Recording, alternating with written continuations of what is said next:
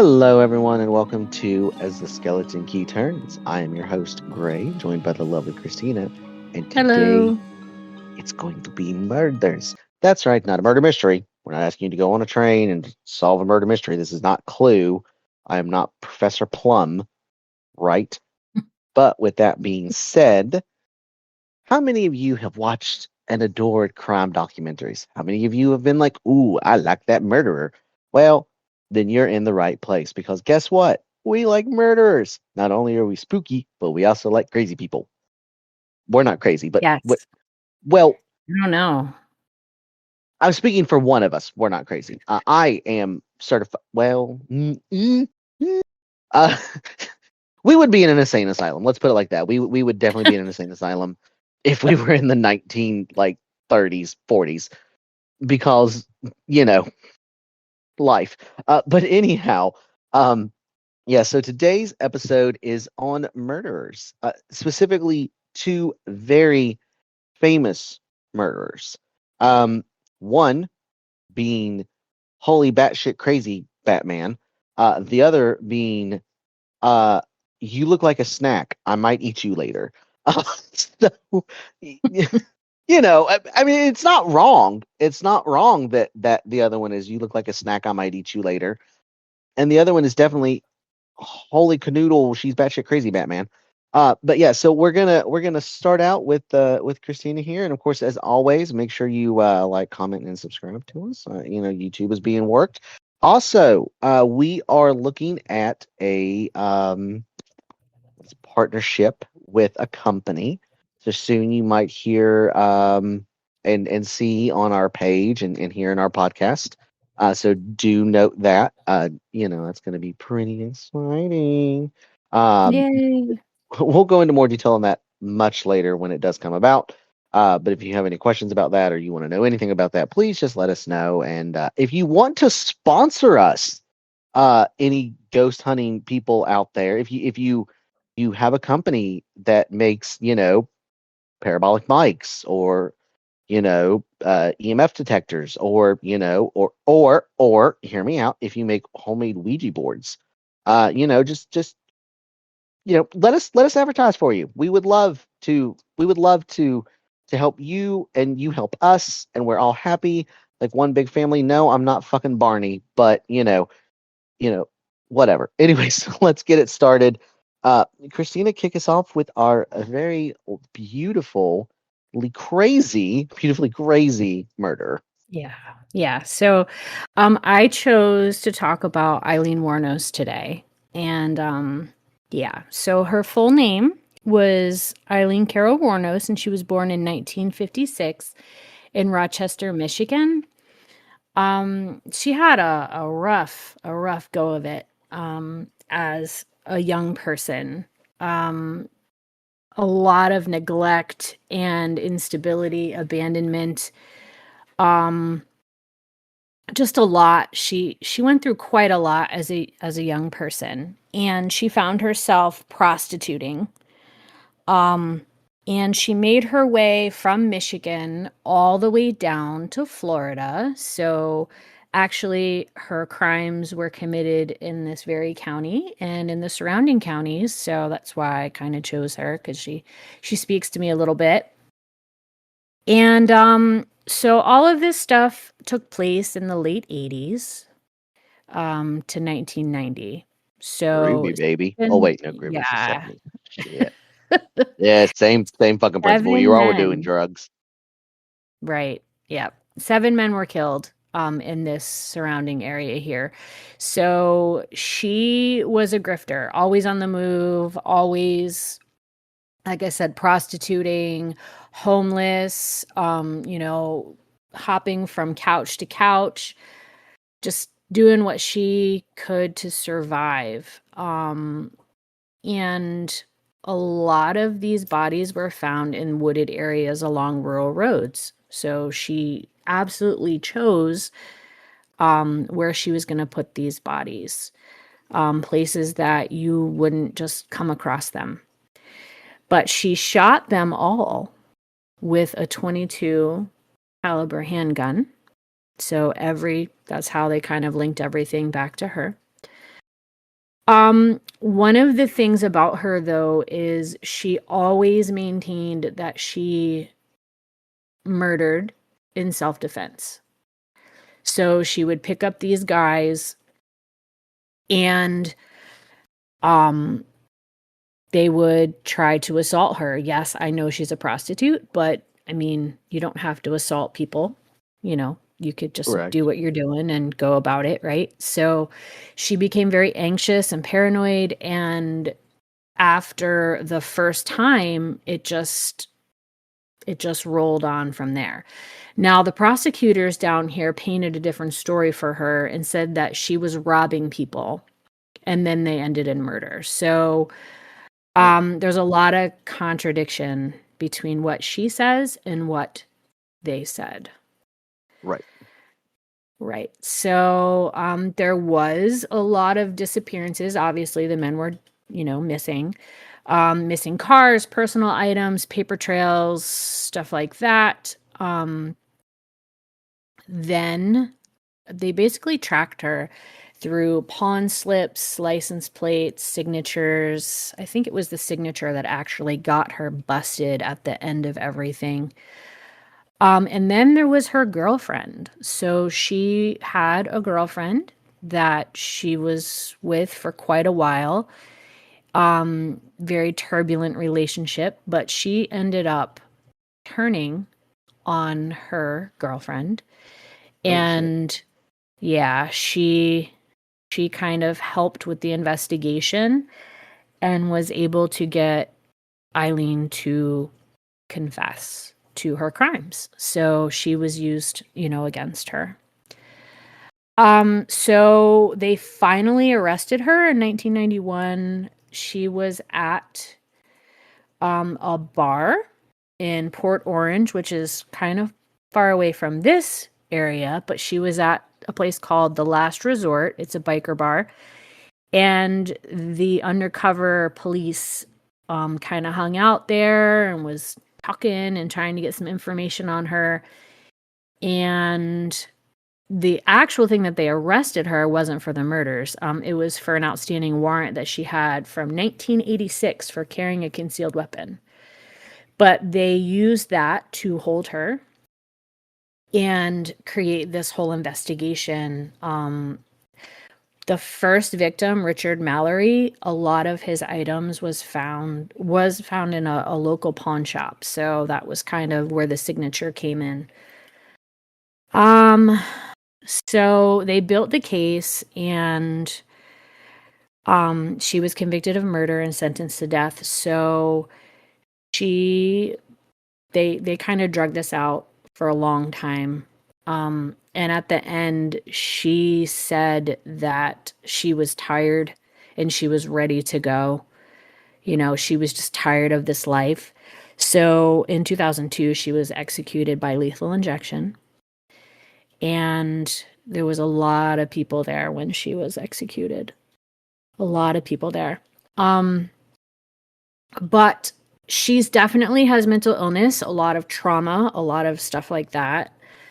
Um, she has many or did many interviews with different people trying to get her story out that she was framed. There's a lot of paranoia involved with a lot of things she was saying. And yeah. She definitely had some trauma response and some psychosis going on. It's actually pretty sad. So she is considered a serial killer, but it's not. It's a little different than what the person you're going to talk about, right? But her victims were white males. Richard Mallory was 51, murdered in November of 1989. So he was the first victim. And it was his death that prompted her investigation. David Spears was a construction worker found naked with 6 gunshot wounds in June of 1990. Charles Carskadden was a rodeo worker. He was shot 9 times in June 1990. Troy Burris was a sausage salesman found in a wooded area in August 1990. Charles Richard Humphreys, he was retired police chief and Air Force major. They found him shot in September of 1990. And then there was a security guard, Walter Gino Antonio. They found him in November of 1990. There is still one person, Peter Abraham Siems, Siems. He disappeared in June 1990 and his body was never found, but they did link her to the case because her palm print was found in his car. So, like I said, she said self-defense the whole time. You know, they were attacking me, they were, you know, being aggressive, and that trauma response kicked in. And clearly with 6 gunshots or 9 gunshots, like that's a reactive thing, right?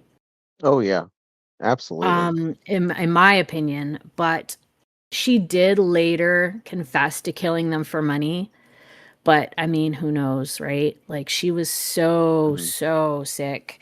If you and any of the listeners get a chance to watch any of the documentaries that she has on Netflix, you can see in her eyes like she's not well. She's really not. She was not well. Well, and I was going to say, Um, even the pictures that you find of Eileen Wuornos. I mean, the very few that are out there. There's the very infamous one. Isn't it? She's in the courtroom in handcuffs, and isn't she holding the handcuffs up to like the chain links up to her neck and just kind of like staring at the camera? I think so. I think I've seen that one. Yeah, that I mean, even then, and you still look up pictures of Eileen Wuornos, and she just you can see in her eyes she's not necessarily like dead-eyed, but it's There's a like she lot. sees past, right? Right. She doesn't look at what's in front of her. She sees what's past her. And so that's yeah, no, it's crazy eyes. I mean, essentially, It but is. It is. in the worst way possible. I think as time went on, like in the documentaries and whatnot that I've watched, as time went on, they got her on a better medication regimen or on meds, period. And some of that psychosis, and she might have been getting therapy. I don't have the actual like proof that that was happening, but from my previous experiences working with this population, I'm assuming that is what took place. You know, they kind of were taking care of her, and she doesn't quite have the same look in her eyes from beginning to end. And then at the end, she's just resolved. But some of the stuff she said is just so bizarre about like the conspiracies and whatnot. So I don't know. I feel bad. I mean, I think if she didn't kill people, right, she could have been fixed, maybe, or at least I somewhat mean, able to yeah, survive. But yeah, I mean, she killed people, so that's what down here, that's what we do. You know, if you've yeah, murdered a bunch of people, you're going. That's yeah. yeah. I And there was mean, evidence. I mean, she did it. There's no way to get around it. She did what she did. So well, and too, I think for her, I think there is a mental break. Of course, when she got arrested, you said she said she was tired, and she probably was very tired, but she was also, she knew kind of this was it, this was the end. Like there was nothing else past this once she got caught, because she's like, she's probably thinking, oh, like they're gonna find, all these bodies, or they're gonna, they're gonna know that I was murdering, Right. all these guys. Um, but I mean, also to her credit, like you said, abuse is abuse, and stuff like that, and it's if, yeah, fine, you're a prostitute, but that doesn't give you the right to, Right. anyone, the right to forcefully be against someone, whether that be, touching them forcefully, holding them down, whatever. So I mean, yeah, she probably was tired. She's probably tired of all the bullshit in her life, and she had to Right. figure out a way how to resolve it. And unfortunately, this was one of the resolves. I just don't think she ever got to see how good life could actually be because, I mean, from a young age, she was crapped on, Yeah, like just she never got to experience the goodness of life. yeah. She unfortunately just got the bad end of the stick, and being that she got the bad end of the stick, it just fueled it even more. Right. Yep. I agree. But Yeah. yeah, she was also, I think, the first female to be killed by lethal injection in the modern times. So she made a lot of headlines. Oh yeah. I would definitely say so. That's shit. Well, so Yeah. my dude would look at you in a bar and eat you like a snack, actually a whole meal. Well, he might put you in chili, or he might even like serve you a la mode. Never know, because who knows? Cannibalism is linked to craziness, and he absolutely fucking was crazy. But just like Eileen Wuornos, he had a really bad time the minute he came out the womb. Right. Really bad time. So the gentleman that I'm talking about, and a lot of people know him because a lot of, just like Eileen Wuornos, a lot of documentaries has been done on him, even movies. People who have reprised his role uh, as this wonderful man named, well, I won't say wonderful man, this crazy man named Jeffrey, Infamous. infamous man. You're right, infamous man named Jeffrey Dahmer. Now, no relation to the Dahmer party of the people that like got caught in the pass or the snow or whatever, the Dahmer pass. That did not that same Dahmer. I mean, maybe the same Dahmer because It's, they did eat. no, it's Yeah, Donner. But isn't it Donner. crazy how there's a little bit of conspiracy, not conspiracy, but like a little line, they did eat people, Yeah, he ate people. Names sound yeah, similar anyways. Donner, Interesting, Dahmer. I mean, who knows? Maybe Donner got changed to Dahmer to protect the Donner name, and here we are, Jeffrey Dahmer. But that's right? there's some truth to that. Maybe. But anyway, so Jeffrey Lionel Dahmer, also known as the Milwaukee Cannibal or the Milwaukee Monster, born in 1960, and of course died in 1994 in prison, but not due to execution. So Jeffrey Dahmer, at the time, grew up in, the typical suburban neighborhood. It was kind of, his thing. It's like every great serial killer grows up in. He was the first of two sons of Lionel Dahmer and Marquette University. His dad was a teacher at Marquette University, and anyway, besides the point, first of two boys, right? So he did have a younger brother. So his dad would his dad would ultimately be the crux of all of this. So around when Jeffrey was probably first grade, second grade, somewhere around there, his dad started keeping his studies at home a whole lot more than actually going into the school and teaching. Well, his wife, Jeffrey's mother, was a hypochondriac who suffered from depression, demanding constant attention, and spent an increasing amount of time in bed. At one point, she did attempt suicide with Equinil. Equanil. Yep, that drug. That drug right there. Um, but anyhow, neither parent devoted much time to Jeffrey at all. They kind of let him do whatever he wanted. There was always arguments, so Jeffrey was always hearing, arguments and stuff. However, he was a pretty happy kid. He was super energetic. All his teachers would always say he was very happy, very outgoing. He never really spoke about his home life or anything. However, he did have a double hernia surgery on his fourth birthday. Um, Later on, he was regarded as a quiet kid. Nothing out there, just very happy, energetic, but pretty subdued. Had a small number of friends. In 1966, the family decided to pick up and go to Doylestown, Ohio, where Joyce gave birth in December, and Dahmer was allowed to choose the name of his new baby brother. He chose the name David.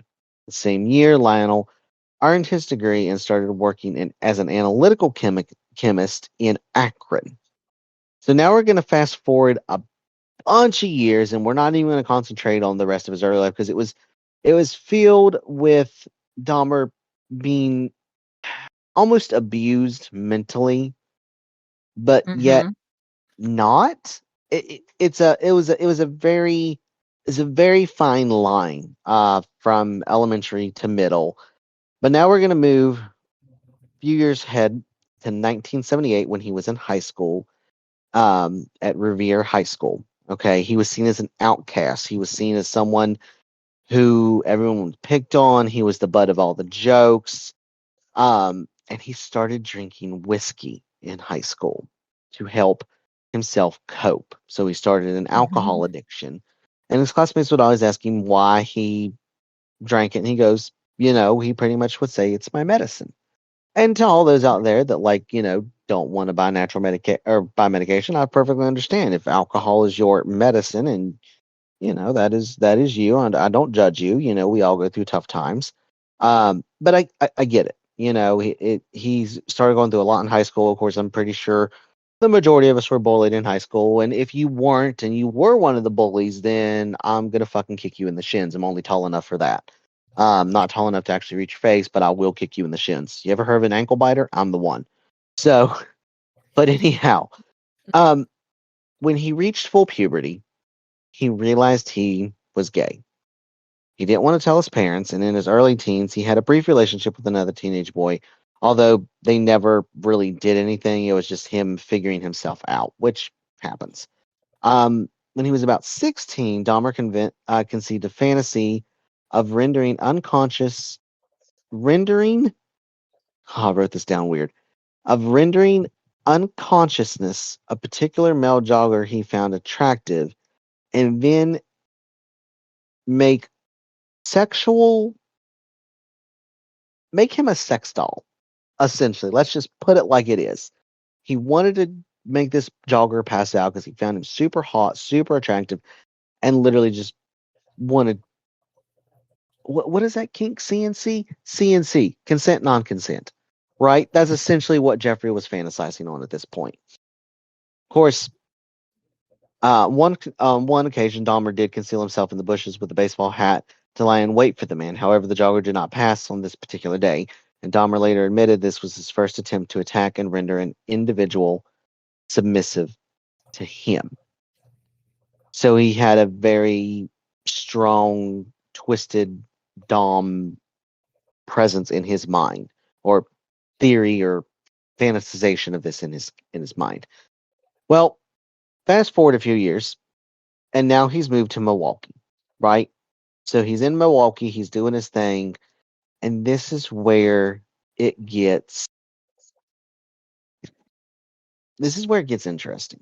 So he's in Milwaukee, and as he's in Milwaukee, he's doing his thing, and he's he's in college there for a little bit. He ends up going to Germany for a little bit because he hears around, and he learns, and he finds out that over in Germany there are people over there that like to host you for a dinner.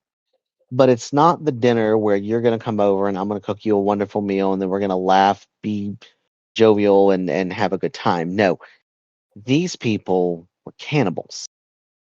Yes. And Jeffrey was intrigued by that. He was he was interested because that's a form of submission to him. You can't move, you can't live. You're mine.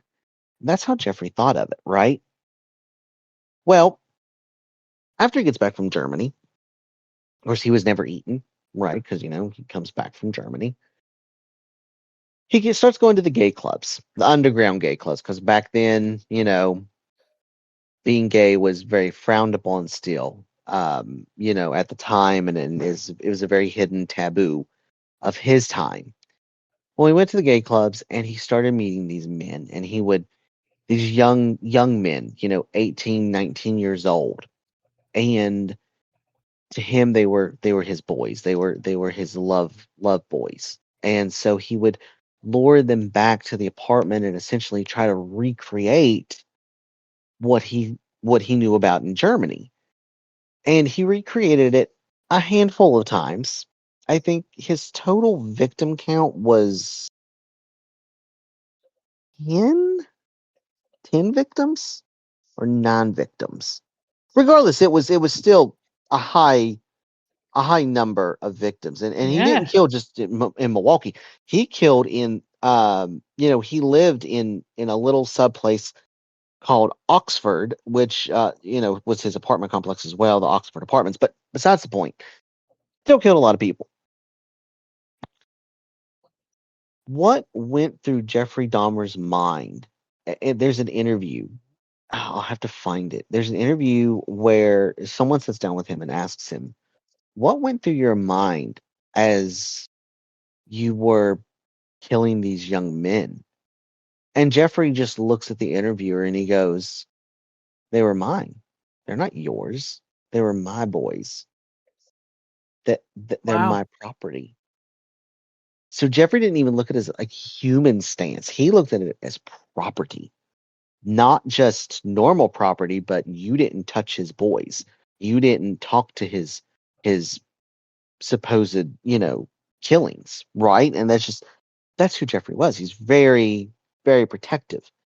But what got Jeffrey caught, and it's every murderer makes a mistake. No matter how many documentaries you watch, no matter how many times you play it out in your head, you truly, I mean, in today's day and age, I don't think you could truly get away with murder. And now I say that, and now watch, there's going to be someone out there who's going to be like, "I'm going to try to murder you," and I'm going to be like, "Good luck." But it, what gave Jeffrey away was the apartments that he lived in. Now, his neighbors started to complain to the landlord that there was an awful smell that was Ugh. coming of the apartment. Of course, this is the decomposition of human tissue and remains. And so the landlord at one point went out and checked on Jeffrey. Said, "Hey Jeff, there's some smells. Are you okay? Like, are you having a sewage backup problem?" And Jeffrey let him in the apartment wholeheartedly. Let him in the apartment. And at the time, he had everything cleaned up. There were no signs of murder. It looked like a normal apartment. And he said, "Yeah, I'm fine. Come on in. Come on in and sit down. Let's let's watch a movie or something. Maybe you're just smelling things." So landlord went in. Landlord said, "Oh, yep, no, I don't see anything. Well, Jeff, thanks for the invite, bud. I hope you have a good day," and pat him on the back and left. So now Jeffrey's left alone. He got away with it. At this time, he had 4 bodies in the apartment that the landlord didn't even find. Now, where he was hiding them, I don't exactly remember. And there's no true account as to where he said he was hiding these bodies at the time of the visit. At least no one's ever had gotten the answer out of him. Now, fast forward a few more months. Jeffrey has now killed up to 8 people, but now he's running out of room. He has nowhere to put them. He's running out of room in the bathtub. He's running out of room in the freezer. He's running out of room in the fridge, underneath the sink, in the oven, in the microwave. Um, he has no more room to put these bodies. So he goes and gets the industrial, 50-gallon barrels and brings them to the apartment. And, you know, Jeffrey being Jeffrey, not thinking about it, he thinks he's getting away with all these murders. Well, his neighbors smell the rot again. And so this time, instead of calling the landlord, they call the police. But Jeffrey was not home the day that it happened. He was actually heading back out to the east side of Milwaukee to go meet another potential victim. And the police came, they raided the house, they found all the bodies. Some of the murder scene photos have been released online, just like, every, majority murder photos have, they always get leaked. Some of them have been leaked online. But the thing with Jeffrey was he was very messy towards the end before getting caught. Right. He was very lackadaisical, thinking he's never gonna get caught. Nobody cares about a gay man. Gay men are kept in the back. No one thinks about that. At the time, killing a gay man was probably good. Get the gays out of our community, and that was probably the thought process. So no Right. one's really going to sit there and be like, "Oh man, yeah, let's go find that dude." But when the police found what they found, one of the policemen said, and I quote, "I will never be able to sleep at night knowing that that could be my son in there." Right. So when they caught Jeffrey, he was coming back with the victim that he was going to kill. He had already drugged and raped the victim up to the point of coming to the house. So the victim was in the car, half passed out, already had been sexually abused, and the police are standing there going like, "Jeffrey, you're under arrest. This is it, bud. Like, we caught you." Well, you know, after he got caught and he got sentenced and everything, and his sentencing trial lasted a while. I think it took a good bit of people to say, "Yep, nope, yeah, Jeffrey lived there. Yeah, that's where the body was found." I mean, there's of course substantial evidence against him that he can't deny. He can't say, "Oh no, I don't know that blue tub," because he went and bought it. He can't fucking deny that. If it's Right. there, it's there. But now we're in prison. So now Jeffrey is in prison and he's doing his thing, and people are starting to find out about what he did, you know, um, and everything. And now, remember how I said a lot of the victims were young men? Well, there was one victim in particular that Jeffrey encountered. This was before his arrest. In '91, he encountered a 14-year-old um, Lao, a young boy from Laos, named Konorek. I cannot pronounce the last name, but anyways, he was 14 at the time. Jeffrey did, unfortunately, sexually abuse him, raped him, and Jeffrey was, had 911 called on him. But anyway, he kind of, you know, he essentially gave, that boy from Laos Stockholm syndrome, because they became lovers. And this was one Right. of his victims, by the way. At the time, the boy was 14 years old. Jeffrey was in his Oh, 20s. So now not only is Jeffrey a murderer, but he's a pedophile. So, yeah. and we all know, and the listeners know what we do to pedophiles. We kill you Yes. without Yes. remorse. I do not care. You touch a child, you're dead. Just saying. Um, just saying. But in prison, people found out about that. Now, in prison, it's worse if they found out you are Kitty Diddler. Just saying. Way worse. And this is actually what killed Jeffrey, or what got him killed. So, you know, he's in prison.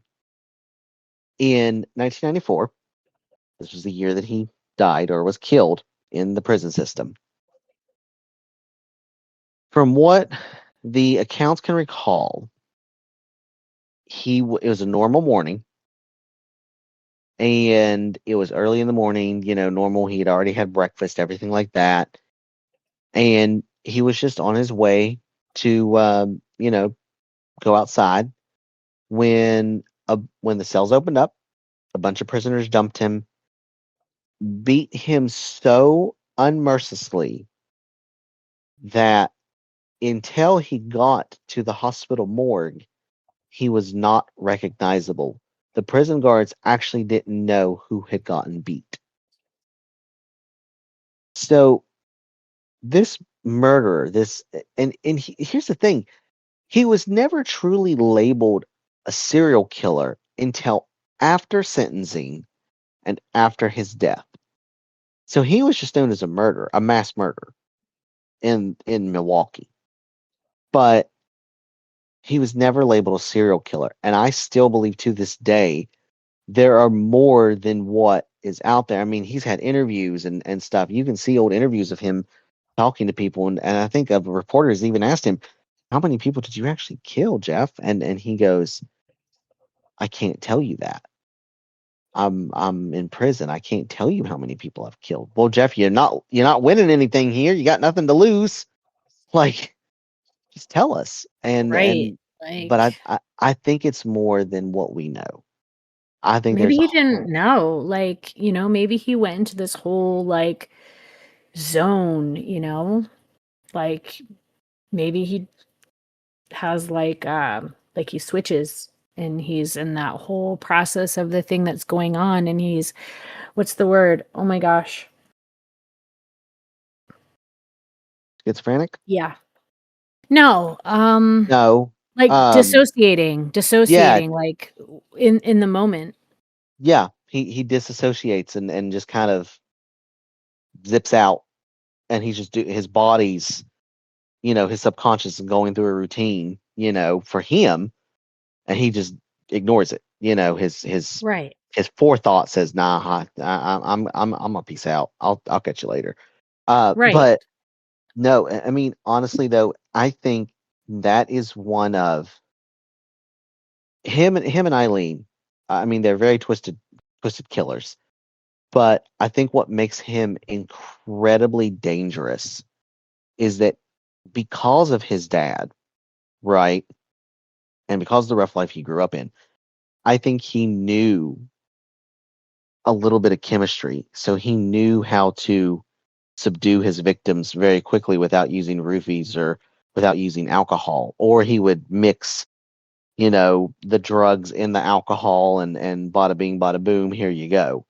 I mean, Right. he's fucking nuts because that's a dangerous killer. Because think about it, he's targeting young men, he's targeting boys too, and he's doing it so methodically that you wonder what's going inside the mind of that killer of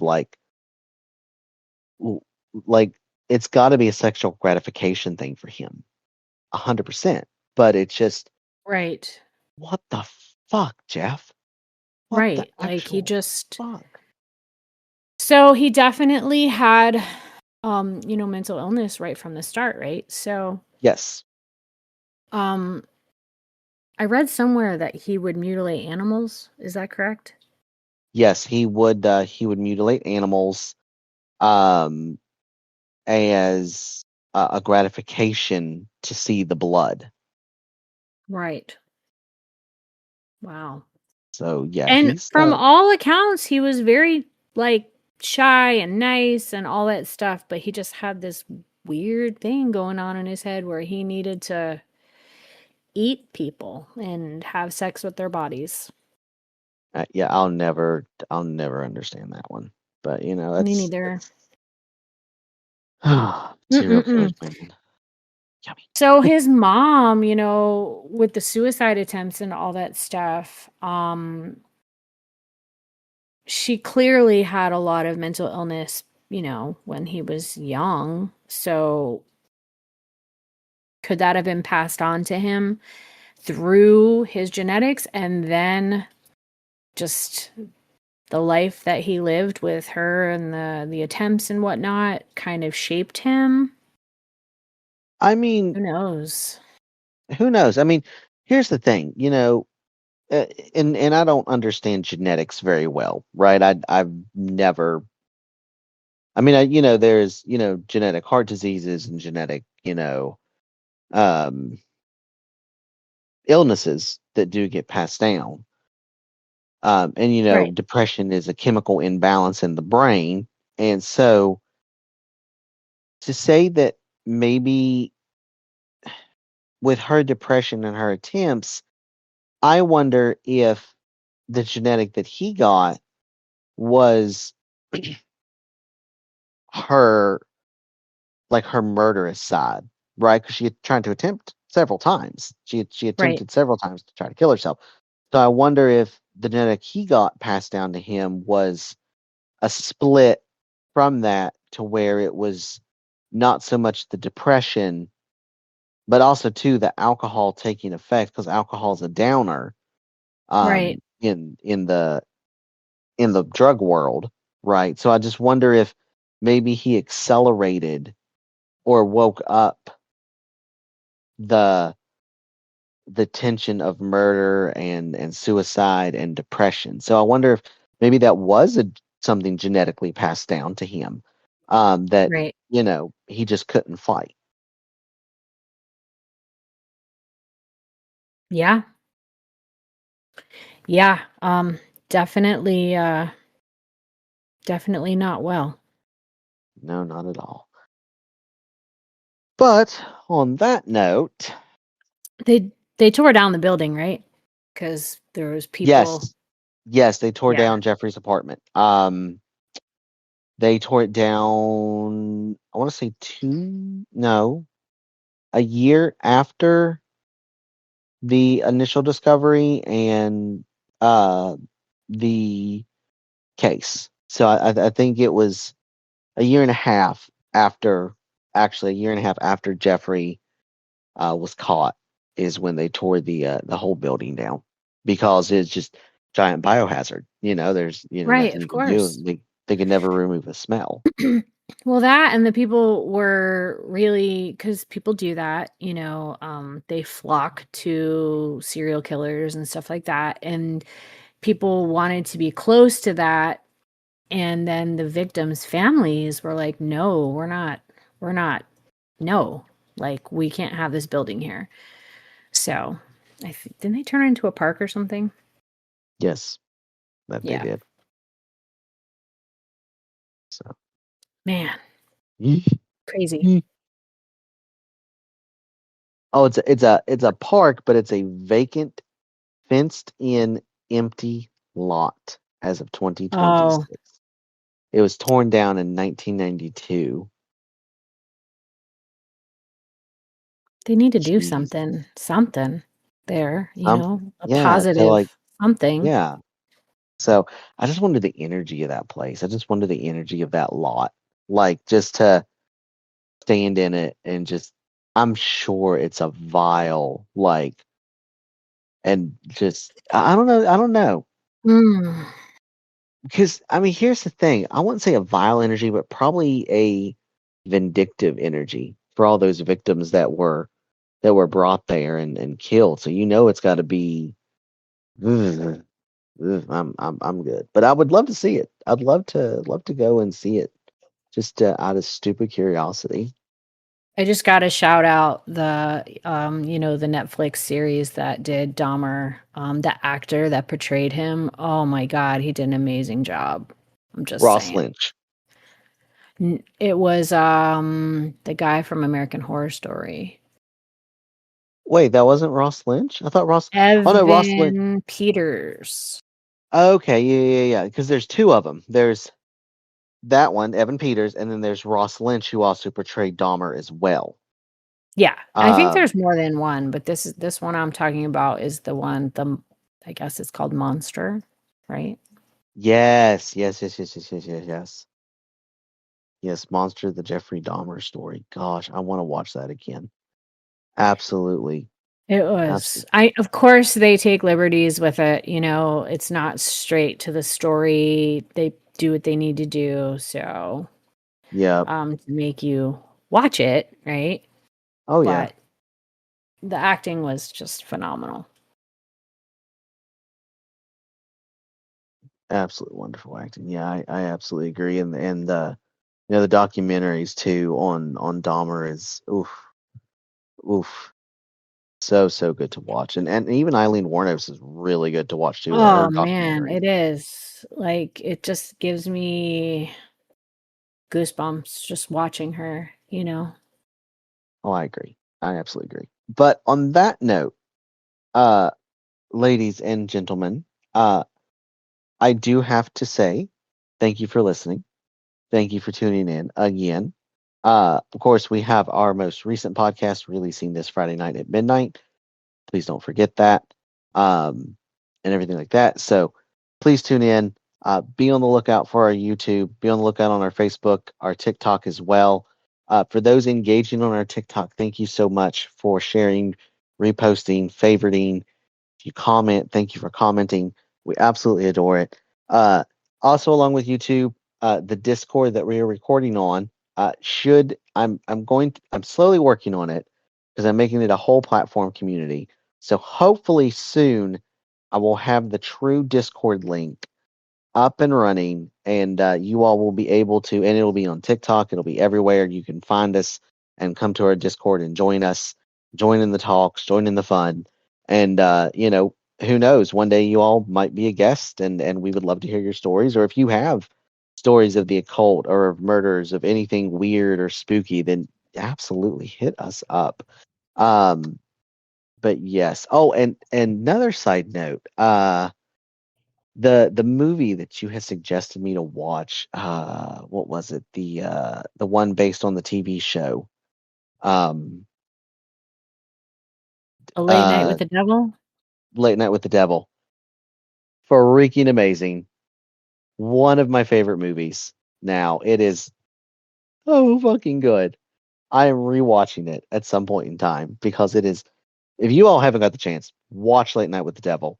It's very, very interesting. It's about possession and everything like that, and it's oof, it's a plot twister. I won't give anything away, but it is a plot twister that it might as well have been fucking directed by M. Night Shyamalan. I mean, just like I love it. Love that movie. But yes, thank you all for tuning in. Please don't forget to like, comment, subscribe, replay, share our podcast anywhere that you can. Of course, our podcast is only found on Spotify, as Spotify is treating us very well. So thank you again so much. I hope you all have a wonderful day. And if you have any questions, please don't feel free to reach out to us. God, can't talk. Fuck me. Uh but anyhow, yes, thank you again. I hope you all have a wonderful day. Bye Good bye. night.